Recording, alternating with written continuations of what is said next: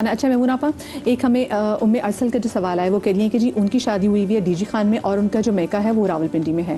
اب وہ کہتے ہیں کہ اب جب میں اپنے میکے جاتی ہوں تو مجھے پتا ہے کہ کیا وہاں پہ مجھے قصر نماز پڑھنی چاہیے، اور کہتی ہیں مجھے کبھی کبھی پتہ نہیں ہوتا کہ میں ایک ہفتہ رہوں گی تو 10 دن رہوں گی، کتنے دن رہوں گی، تو اب مجھے بتایا کہ میری نماز قصر ہے۔ دیکھیں یہاں اس معاملے میں تو قرآن پہ چلتی ہوں اور وہ قصر ہے سفر میں۔ میرے والد جو ہیں وہ میرے گھر میں میرے والد اس معاملے میں حنفی فقہ پہ وہ میرے گھر میں بھی قصر نہیں کرتے تھے، اور جب میں اپنے والدین کے گھر آتی ہوں اور مسافر ہوتی ہوں میں قصر کرتی ہوں۔ اس کی وجہ یہ کہ یہ سہولت اللہ نے سفر کے ساتھ رکھی ہے۔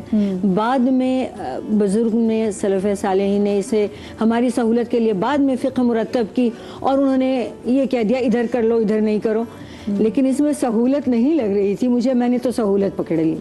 اب وہ اگر وہاں پہ آتی ہیں اور 14 دن سے کم رہتی ہیں تو ان کو قصر کرنی چاہیے، میں تو کرتی ہوں۔ لیکن اگر وہ یہ سوچتی ہیں کہ ماں باپ کا گھر میرا ہی گھر ہے تو پھر وہ نہ کریں، ٹھیک ہے نا؟ یہ نیت پر ہے سر، یہ نیت پر ہے۔ اگر میں تو سمجھتی ہوں میرا گھر صرف میرا گھر ہے، ماں باپ کے گھر بھی مہمان بن کے جاتی ہوں، میں تو پھر قصر کرتی ہوں۔